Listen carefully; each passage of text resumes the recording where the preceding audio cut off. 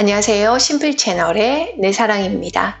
오늘은 지난번 영상에서 다음에 이 책을 소개하겠다고 했던 그 책입니다. 23년인 새해 처음으로 이 책을 소개할 수 있어 기쁩니다. 오늘은 한국현대 최면 마스터스쿨의 원장이자 저와 함께 울트라뎁스 코리아의 공동대표로 계신 문동규 원장님의 첫 번째 책인 의식을 여는 마스터키 최면이라는 책에 대해 소개해드리고자 합니다.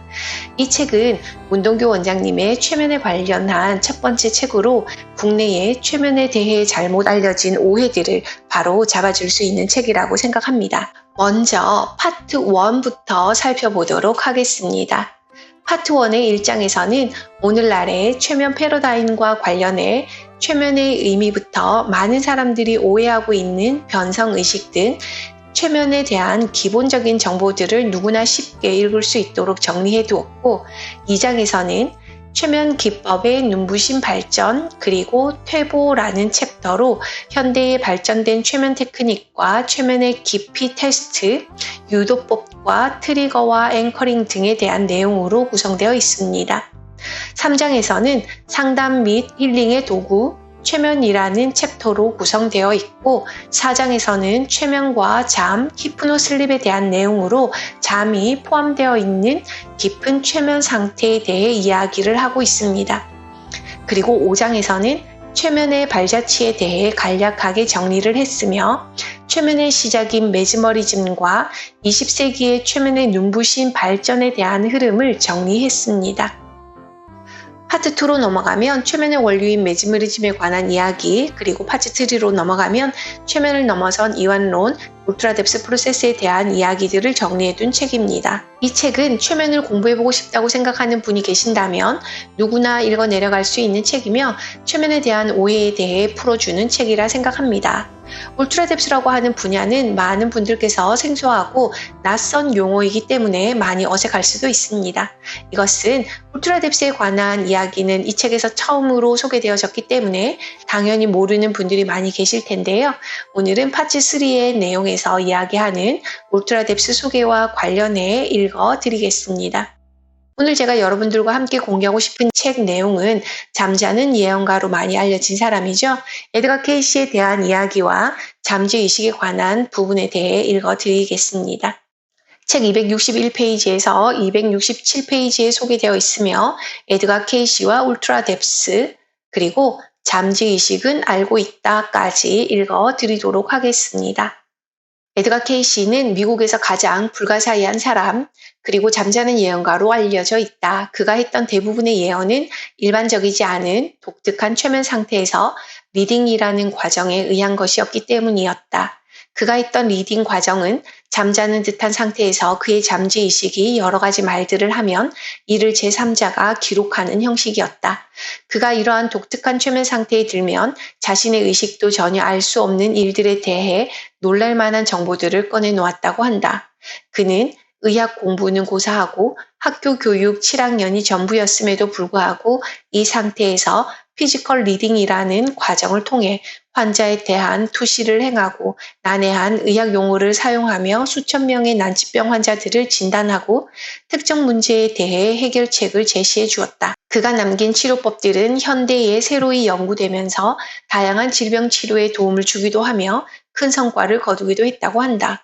건강정보뿐만 아니라 이 독특한 상태에 든 케이시에게 적절한 질문을 하면 그의 잠재의식은 고차원의 정보를 알려주기도 했다. 예를 들어 약제사는 치료약의 조제법에 대해 질문했고, 엔지니어는 전자회로에 관해, 부모는 자녀의 교육 관련 질문들을, 철학자는 세상의 인식 방법을, 정치가는 정치에 관해, 심지어는 투자가가 주식의 동향에 대해 질문을 했는데, 이런 모든 질문에 대해 그의 잠재의식은 놀라운 통찰로서 대답하며 깊은 지혜가 깃든 충고를 해주기도 했다. 그는 인류의 운명에 대해 예언하기도 했는데 세계대전 발발과 경제 대공황, 광우병과 소련의 해체를 정확히 예언했고, 일본, 유럽 극지방의 지각 변동 등에 대해서도 중요한 예언들을 남겼다. 그리고 그의 마지막 예언은 자신의 죽음의 날짜였고 1945년 1월 3일 그의 예언대로 그는 임종을 맞았다. 에드가 케이시는 스스로 이 모든 정보들은 자신의 의식에서 나온 것이 아니라고 말했으며 그 스스로 이것은 자신의 잠재의식으로부터 온 정보들이라고 말했다. 많은 사람들이 그가 반복적으로 진입했던 독특한 최면 상태에 대해 이해하지 못했지만 제임스 라메이 선생이 에드가 케이시가 남긴 기록들을 검토했을 때 울트라 뎁스 프로세스에서 지칭하는 시코트 상태와 그가 성취했던 상태는 많은 부분에서 놀라울 정도로 일치한다는 것을 발견했다. 시코트 상태는 1960년대 중반에 발견되었기에 에드가 케이시가 살던 당시에는 울트라 뎁스 또는 시코트 상태라는 이름 자체가 존재하지 않았다. 시코트 상태에 든 피험자들은 대부분 의식은 물러나 버리지만 잠재의식의 의사에 따라 필요한 경우 순수함에 가까운 잠재의식이 표면으로 드러나 유도자와 언어적으로 소통하는 경우들이 있다. 따라서 이 경우 대부분은 그의 의식이 이를 기억하지 못하기에 이를 기록할 제3자가 필요했던 것이다. 여기서 말하는 잠재의식은 일반적인 범주의 최면에서 접하는 표면적인 파트, 의식의 분화와는 전혀 다른 형태를 띠며 잠재의식의 목적에 따라 다르긴 하지만 에드가 케이시의 그것과 유사한 양상들을 보여준다. 즉 잠재의식은 자기 자신에 대해 가장 많이 알고 있는 우리 누구에게나 존재하는 깊은 내면의 진정한 자신의 모습이다. 어떤 사람들은 에드가 케이시를 미국의 무당이라 말하는 사람도 있지만 그의 표면의식은 미국의 사상가이자 종교 철학자라 할 수 있다. 사실상 그의 의식은 잠재의식으로부터 나온 리딩의 많은 부분을 기독교라는 종교적인 필터를 통해 풀어냈다. 그리고 그가 시코트 상태에서 행했던 행위들은 무당이나 무속인이 행하는 행위와 차이가 있다. 이것은 그것의 출처가 외부로부터 오는 것이 아니라 우리 누구나에게 존재하는 자신의 잠재의식으로부터 오는 것이었기 때문이다. 우리 모두의 잠재의식은 각자 이 생의 목적을 가지고 살아간다고 여겨진다. 따라서 잠재의식을 인식하고 소통하며 무의식을 정화해 나가는 행위들은 진정한 자신을 발견하게 되며 우리 인생의 질을 바꾸어 새로운 경로에 들도록 이끌어줄 것이다. 그렇다면 이쯤에서 독자들은 시코트 상태만 확보하면 누구나 잠재의식이 튀어나와 나의 에고, 자아를 만족시켜주는 놀라운 정보를 뿌려줄 것이라고 생각할지도 모르겠다. 그러나 실망스럽게도 우리의 의식세계는 그리 쉽게 손에 잡히는 영역이 아니다. 순수함에 가까운 잠재의식을 만나는 일은 그렇게 기계적으로 일어나지 않는다. 이것이 일어나기 위해서는 여러 가지 조건이 갖추어져야 하며 자칫 유도자의 섣부른 욕심에 이것과 소통하려 한다면 대개는 우리의 깊은 곳에 있는 신념을 기반한 파트들이 그것을 가장하여 등장하게 될 것이다. 그리고 그것이 순수함에 가까운 잠재의식의 말이었는지 아니었는지는 현실의 결과들이 증명해 줄 것이다. 잠재의식은 알고 있다. 우리 각자의 내면에는 육체적, 정신적, 감정적 그리고 영적인 힘이 존재한다. 울트라 뎁스에서 우리는 이것을 우리의 잠재의식의 힘이라고 부른다. 많은 최면사들이 잠재의식은 게으르고 나태한 존재이며 쉽게 속일 수 있다고 믿는 경향이 있다. 오래전 필자 역시도 그러한 믿음으로 내담자를 상대했던 적이 있었다.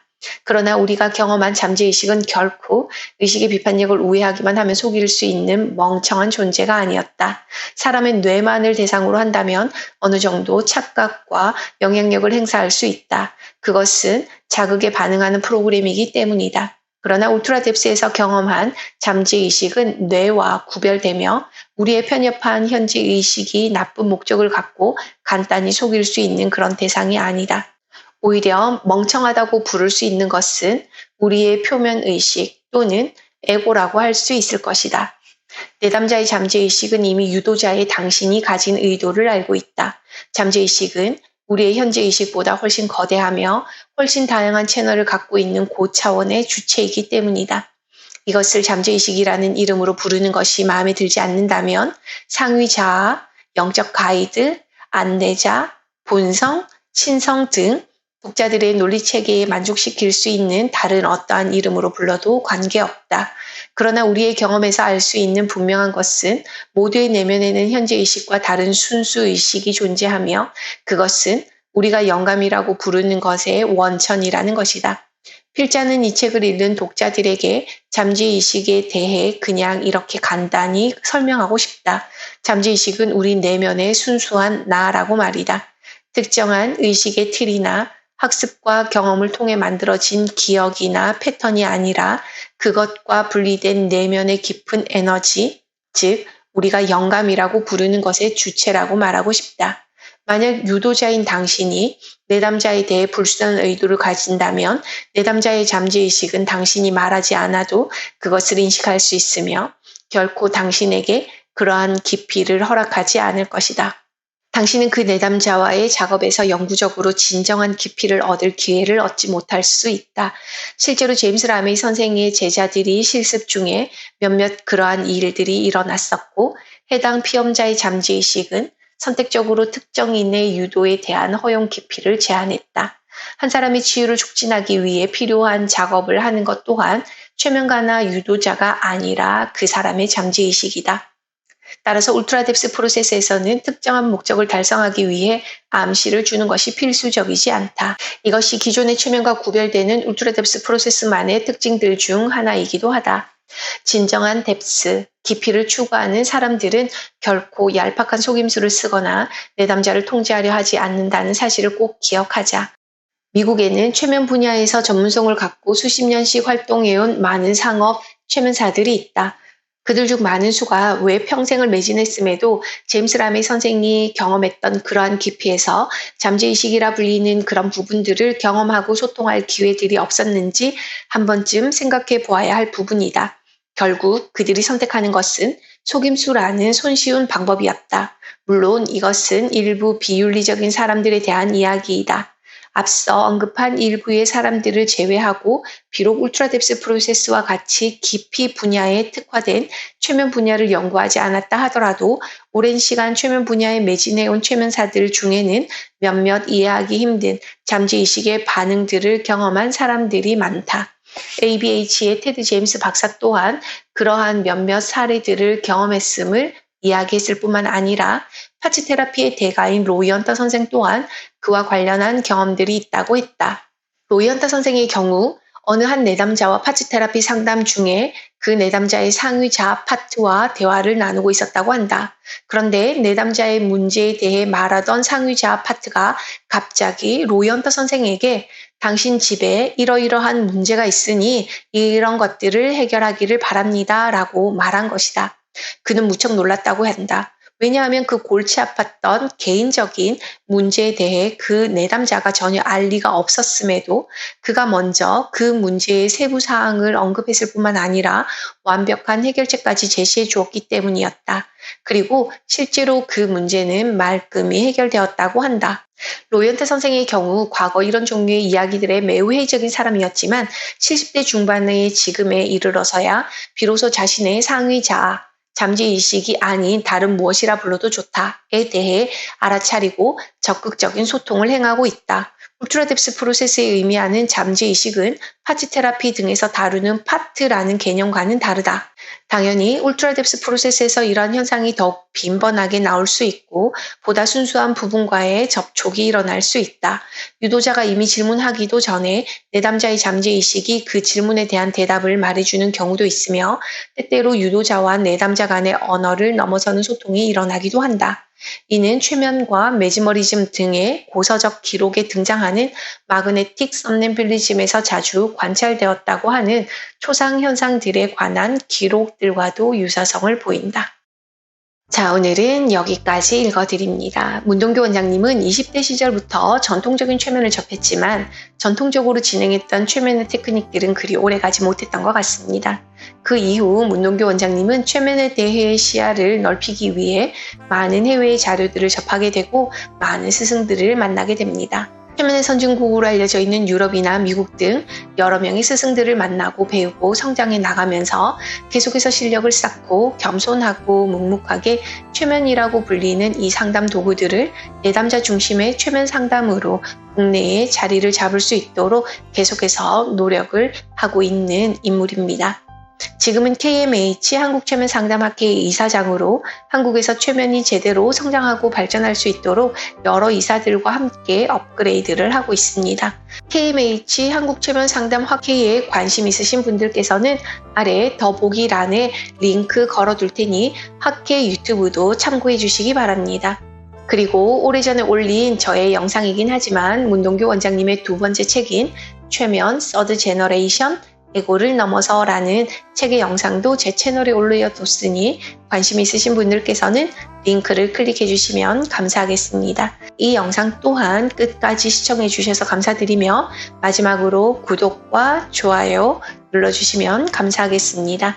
저희는 다음 영상에서 다양한 주제로 찾아뵙기를 희망합니다. 이상 심플 채널의 내 사랑이었습니다. 감사합니다. 심플하게